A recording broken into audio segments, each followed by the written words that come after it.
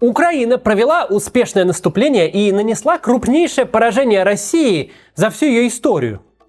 Сегодня, пока стороны окапываются и приходят в себя, имеет смысл поговорить о будущем. Что каждая из сторон может предпринять дальше. Но сначала небольшое объявление. Прошлый месяц получился первым убыточным месяцем в истории нашего канала. Было меньше рекламы, может быть, из-за иноагентства. Российские зрители, которых у меня, кстати, половина, отключены по-прежнему от монетизации. Также есть отток жертвователей на Патреоне с 1220 патронов в марте до 920 в июле. То есть почти по 100 в месяц. После последнего моего призыва на Patreon подписалось еще 76 человек. Большое спасибо. Но у нас все еще на 210 жертвователей там меньше, чем было, когда мы только начали. Давайте попробуем компенсировать это падение. Если у вас есть иностранная карта, подпишитесь, пожалуйста, на наш Patreon. Ссылка будет в описании. А еще можно сделать нам перевод криптой. Тоже отлично. Ну все, теперь к теме.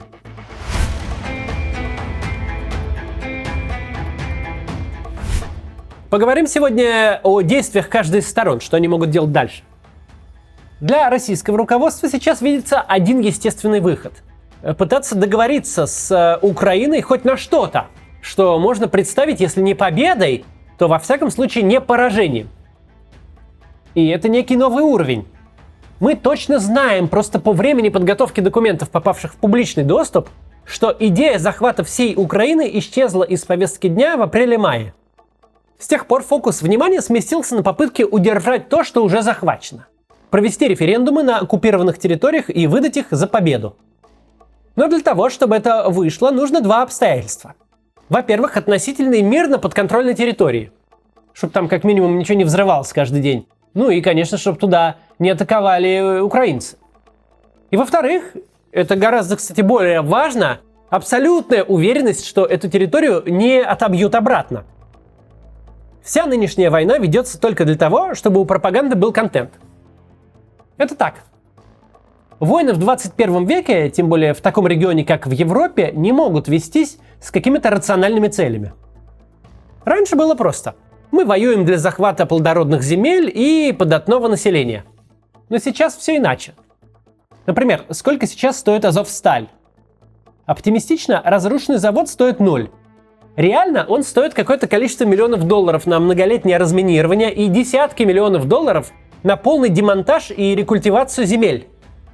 Потому что руины гигантского металлургического предприятия в городе – это источник постоянной опасности. Туда могут дети залезть и убиться. Это источник постоянного загрязнения земли и грунтовых вод. Опасные химреактивы, которые в лабораториях стоят в герметичных колбах и под замком, в промышленности, особенно металлургической, используют цистернами. Сколько под руинами Азовстали тяжелых металлов, кислот, ядов, самых лютых промышленных растворителей, какие цистерны и трубопроводы перебиты, что и откуда течет, куда утекает, какие образуют соединения, это все одному богу известно. Факт в том, что из актива, который приносил деньги и стоил денег, завод, разрушенный войной, стал зоной отчуждения на долгие годы. Те деньги, которые были потрачены на его захват, не просто никогда не вернутся. Нужно будет потратить на порядки больше, чтобы просто получить ровный кусок земли, где не оторвет ногу миной, где ты не провалишься в 10-метровый колодец, где водой с территории предприятия нельзя будет даже заправлять тепловозы. В современном мире, даже если отвлечься от всех гуманистических соображений, война приносит сплошной убыток. Есть прямой ущерб. Ты тратишь кучу денег, а взамен получаешь не рабов и пахотные земли, как в прошлые века, а обязательства по восстановлению территории и выплате пенсий. И есть ущерб косвенный. Ты становишься мировым изгоем, с которым никто не хочет иметь дело. Единственная задача, которую решает война сегодня для Путина – быть топливом для пропаганды, поднимать уровень поддержки властей внутри страны. Исходя из этого и нужно оценивать дальнейшие перспективы войны.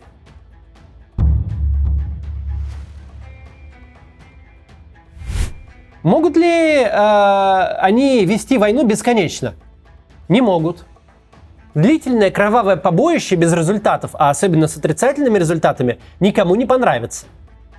Могут ли они реализовать первоначальные задачи войны? Захватить Киев или Харьков или Одессу? Но этот вопрос даже задавать смешно. Могут ли они выполнить задачу минимум, объявить захваченные территории своими? В принципе, могут попробовать. Но тут есть огромный риск, потому что если территории, объявленные своими, вернутся к Украине, то оправдать это невозможно будет ничем. Это будет чистое поражение. Соответственно, возвращаемся к началу. Продолжать войну нельзя, а единственный способ ее закончить – как-то договориться с Украиной, чтобы все разошлись плюс-минус при своих, чтобы тему можно было замять и забыть. Но главный вопрос – как это сделать? Да, в первые дни войны президент Зеленский и украинское правительство были готовы к миру почти на любых условиях. Они были готовы заморозить вопрос принадлежности Крыма на 15 лет. Они пошли бы на многое, лишь бы спасти страну. Тогда можно было вести переговоры с позиции силы. Но сейчас Украина побеждает, причем побеждает явно. Весь мир ищет свою челюсть под столом в попытках понять, как можно было настолько развалить российскую армию. Тем не менее, есть факт. Поглотившая $1 триллион армия России теперь способна лишь ненадолго задержать наступление украинцев, но не прекратить его. Если полгода назад весь мир рассуждал, какими еще территориями придется поступиться Украине, чтобы сохранить себя, то теперь весь вопрос свелся к Крыму. Удастся Украине его вернуть или нет? Сегодня есть вполне реальная возможность победить на поле боя. Сегодня у президента Зеленского и всего украинского правительства просто нет пространства для переговоров на приемлемых для Путина условиях. Уже давно нет риска потерять страну. Но есть перспектива вернуть все территории, утраченные с 2014 года, уничтожить сепаратистские формирования, прекратить вялотекущий конфликт на своей земле и, вообще говоря, привести ее к нормальной жизни. Единственный способ, которым Россия может попробовать вернуть себе переговорную позицию, это террор. Террор в буквальном смысле слова. Запугивание мирного населения, бомбежки гражданской инфраструктуры, общественных зданий и жилых домов. Путин не может победить на фронте, но может попытаться посеять в украинском обществе нежелание продолжать войну. Но и тут есть проблема. Для того, чтобы наносить по-настоящему большой ущерб, нужны именно бомбардировки. Нужно сбрасывать тяжелые бомбы с самолетов. Но примерно с начала лета российские самолеты больше не залетают вглубь украинской территории, потому что у Украины теперь есть развитая противовоздушная оборона. Россия и без того потеряла больше полусотни военных самолетов. Боевых самолетов у России не бесконечное количество. Каждый из них стоит десятки миллионов долларов. В каждом сидит дорогостоящий пилот, который не хочет умирать. В общем, проводить ковровые бомбардировки нет никакой возможности. Остаются только ракетные обстрелы. Ракеты несут существенно меньший заряд и стоят гораздо дороже, чем бомбы. Ракеты не созданы для тотальной войны и коврового бомбометания. Ракеты созданы для точечного уничтожения. У России нет и не будет такого количества ракет, чтобы подчистую разрушить гражданскую инфраструктуру Украины. Чтобы немного нагадить, может быть, и будет, но не уничтожить. Итого, спустя полгода войны, все, что может Россия, это пытаться уговорить Украину пойти на переговоры, попутно занимаясь террором мирного населения. Но интереснее поговорить о перспективах Украины.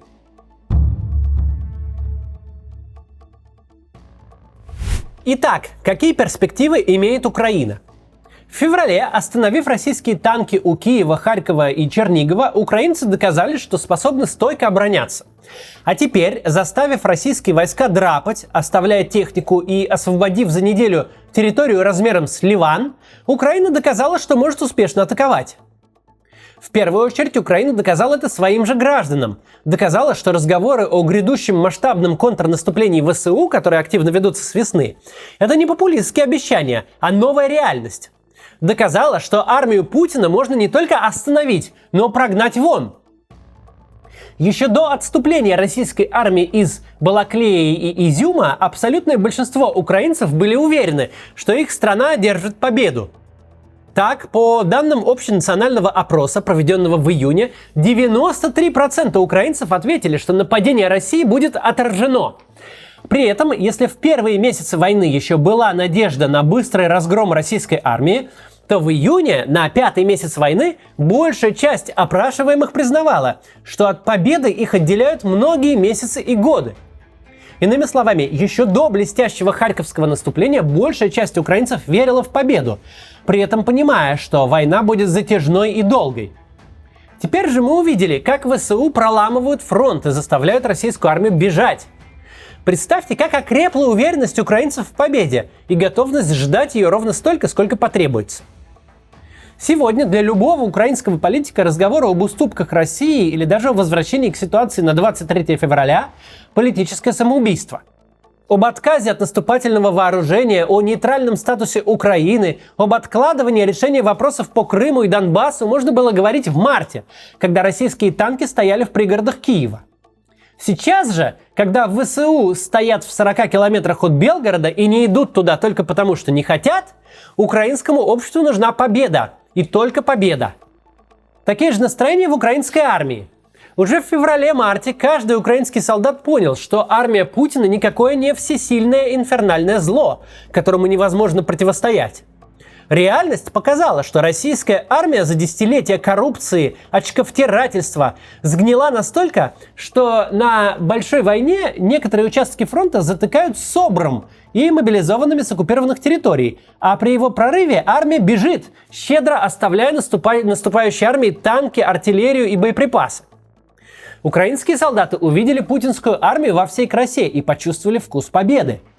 И они полны решимости эту победу повторить.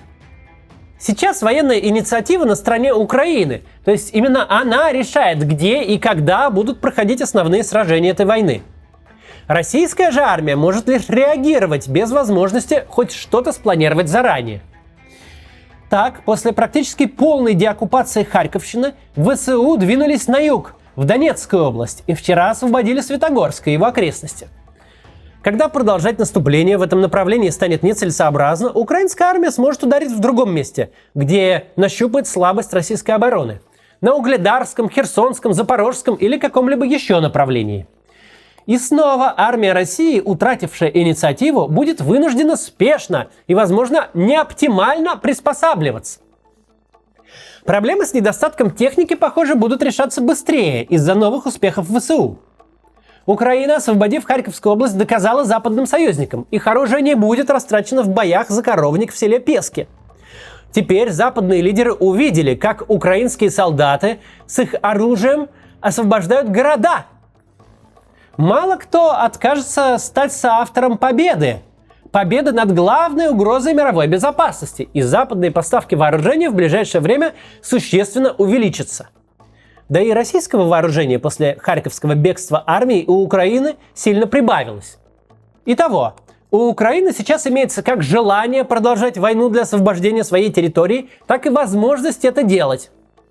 Ни на какие переговоры ее руководство идти не собирается, а будет сражаться до победного конца.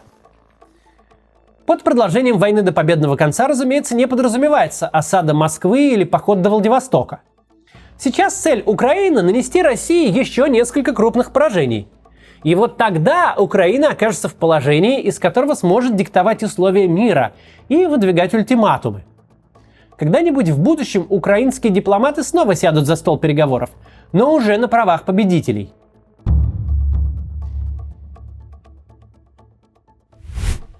Если вы хотите понять, что Путин будет делать дальше, то есть один вопрос, который нужно задать. Что он планировал для себя и всей системы, которую строил 20 лет? Ожидал ли он в середине сентября, ближе к концу 7-го месяца войны, увидеть то, где все оказалось? Если бы ожидал, если бы предвидел, что самые верные сторонники смертоубийства станут поносить его последними словами, если бы знал, что его армия станет главным поставщиком оружия для Украины, что будет разбегаться, едва увидев врага, он бы не начинал эту войну. Путинская война минимум полгода как должна была быть закончена? Должна была закончиться успешным блицкригом, должна была закончиться захватом Киева. А дальше хоть трава не расти, аппарат пропаганды совсем справится. Теперь главный вопрос к военным. Вы же понимаете, что завтра методичка вновь изменится. Что вновь изменятся цели и задачи специальной военной операции. Что вашими жизнями Путин заплатит за то, чтобы темник Соловьева выглядел не так погано. Невозможно же этого не видеть. Для тех, кто послал вас на войну, имеет значение только картинка вечернего эфира. Совершенно неважно, до чего и с кем Путин попробует договориться. Для вас это будет значить смерть. Вас никто и ни о чем не предупредит. Вы будете гибнуть под украинским огнем, совершенно не подозревая, что концепция уже изменилась, что на вашем направлении никакой войны нет, а ваша смерть – никакое не поражение. Украинские солдаты умирают за родину. Вы умираете за то, чтобы Киселев и Симоньян могли связать два предложения. Такую память вы по себе и оставите. Может, не надо? До завтра.